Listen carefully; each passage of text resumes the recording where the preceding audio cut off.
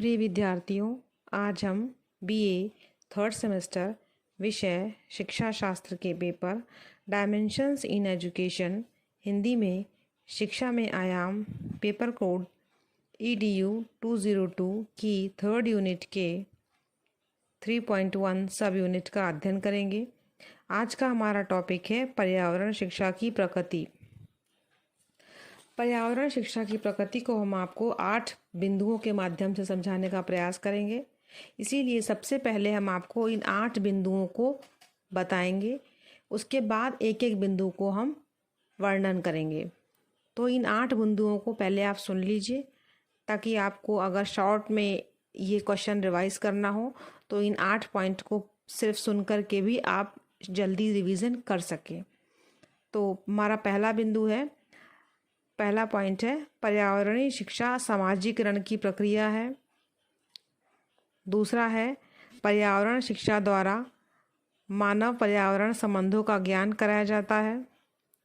तीसरा, पर्यावरणीय शिक्षा का व्यवहारिक ज्ञान पर बल रहता है। चौथा, पर्यावरणीय शिक्षा द्वारा कौशल, अभिव्यक्तियों तथा मूल्यों का विकास किया जाता है। पांचवा, पर्यावरणीय शिक्षा समन्वित शिक्षा है। छठा, पर्यावरणीय शिक्षा मानव विकास से संबंधित है। सातवां, पर्यावरणीय शिक्षा का संबंध मानव के भविष्य से है। आठवां, पर्यावरणीय शिक्षा के द्वारा ज्ञानात्मक, भावात्मक, क्रियात्मक तीनों पक्षों का विकास किया जाता है। अब हम इन्हीं 8 बिंदुओं के माध्यम से पर्यावरण शिक्षा की प्रकृति का वर्णन करेंगे। पर्यावरण शिक्षा की प्रकृति इन 8 बिंदुओं के माध्यम से हम यहाँ वर्णन कर रहे हैं, जिसमें हम बताना का प्रयास कर रहे हैं कि पर्यावरण शिक्षा की प्रकृति किस प्रकार की है। पहला पॉइंट था पर्यावरण शिक्षा सामाजिकरण की प्रक्रिया है। आज सामाजिकरण में केवल तत्व भाव, सहयोग, सहकारिता जैसे गुणों को ही सम्मिलित नहीं किया जाता है, अपितु सामाजिकरण का एक गुण पर्यावरण के प्रति चेतना का विकास भी है। आज परिस्थिति असंतुलन, पर्यावरण प्रदूषण आदि समाज के लिए खतरा बन गया है। अतः आवश्यकता हो गई है कि प्रत्येक मनुष्य पर्यावरण ह्रास को नियंत्रित करने में सहयोग करे। इस कार्य में पर्यावरण शिक्षा ही इस सामाजिक गुण का विकास कर सकती है। इस प्रकार पर्यावरण शिक्षा सामाजिकरण की प्रक्रिया बन जाती है, जो कि पर्यावरण को बचाने में हमें ज्ञान देती है और इस सामाजिक गुण का विकास करती है कि हम पर्यावरण ह्रास को नियंत्रित करें। दूसरा पॉइंट है पर्यावरण शिक्षा द्वारा मानव पर्यावरण संबंधों का ज्ञान होता है। पर्यावरणीय शिक्षा के द्वारा मानव और पर्यावरण के मध्य संबंधों को स्पष्ट किया जाता है। पर्यावरण शिक्षा से स्पष्ट होता है कि किस प्रकार पर्यावरण मानव का पालन पोषण करता है। पर्यावरण मनुष्य के रहन सहन और उसके खान पान को प्रभावित करता है। मनुष्य के कृत्यों का पर्यावरण पर प्रभावों का ज्ञान पर्यावरण शिक्षा के माध्यम से ही होता है। इस प्रकार पर्यावरण शिक्षा मानव और पर्यावरण के संबंधों का ज्ञान कराती है। तीसरा पॉइंट है पर्यावरणीय शिक्षा का व्यवहारिक ज्ञान पर बल होता है। पर्यावरणीय शिक्षा व्यवहारिक ज्ञान पर बल देती है।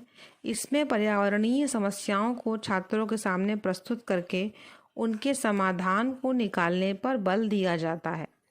पर्यावरणीय शिक्षा में सैद्धांतिक ज्ञान का प्रायोगिक रूप में प्रयोग होता है। चौथा पॉइंट है पर्यावरणीय शिक्षा द्वारा कौशल, अभिव्यक्तियों तथा मूल्यों का विकास किया जाता है।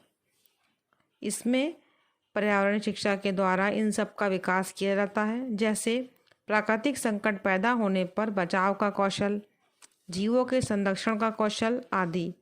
पर्यावरणीय शिक्षा विभिन्न घटकों के प्रति उचित दृष्टिकोण पैदा कर उन्हें मूल्यों का ज्ञान कराती है।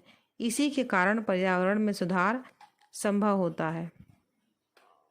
पांचवा पॉइंट है पर्यावरण शिक्षा समन्वित शिक्षा है।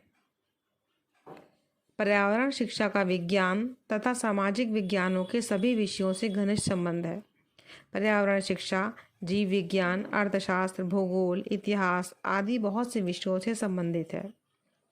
छठा पॉइंट है पर्यावरण शिक्षा मानव विकास से संबंधित है। पर्यावरण शिक्षा का सीधा संबंध मानव से है। पर्यावरणीय शिक्षा पर्यावरण के ह्रास के कारणों को बताकर पर्यावरण सुधार के लिए प्रेरित करती है और स्वच्छ तथा स्वस्थ पर्यावरण ही मानव विकास का आधार होता है। सातवां पॉइंट है पर्यावरणीय शिक्षा का संबंध मानव के भविष्य से है। पर्यावरणीय शिक्षा मानव को भविष्य के लिए तैयार करती है।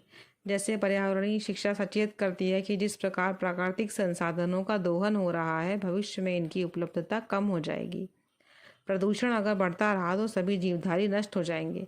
इस प्रकार पर्यावरण शिक्षा हमें भविष्य के लिए सचेत करती है कि हमें या मनुष्य को किस प्रकार संतुलित जीवन जीना है। आठवां पॉइंट है पर्यावरणीय शिक्षा के द्वारा ज्ञानात्मक, भावात्मक, क्रियात्मक पक्षों का विकास किया जाता है। इस प्रकार हम कह सकते हैं कि पर्यावरणीय शिक्षा के द्वारा इन तीनों पक्षों का ज्ञानात्मक, भावात्मक और क्रियात्मक पक्ष का विकास किया जा सकता है। तो इन 8 बिंदुओं के माध्यम से आप पर्यावरण की प्रकृति का वर्णन बहुत अच्छे शब्दों में कर सकते हैं। धन्यवाद।